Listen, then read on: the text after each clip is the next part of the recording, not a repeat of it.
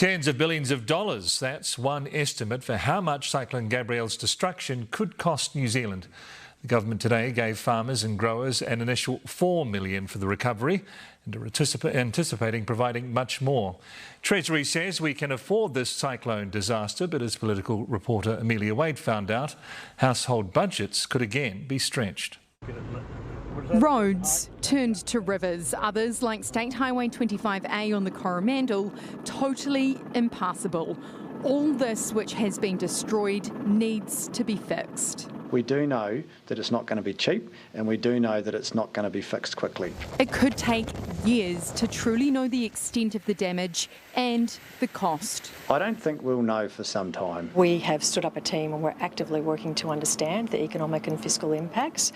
We don't have a specific number at this point, but we know that they will be significant. A significant hit to our economy, possibly to the scale of...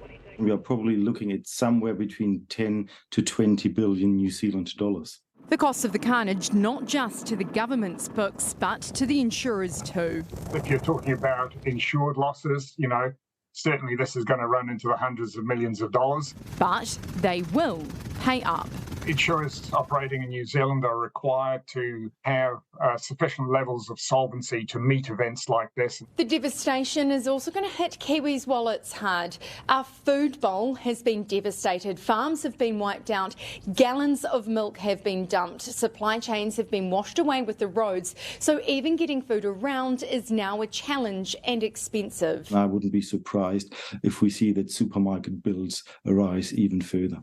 To ease pressure, National still keen to offer up tax cuts. Look, absolutely. What we're talking about is inflation-adjusting tax thresholds. Even if it means less for the government to spend.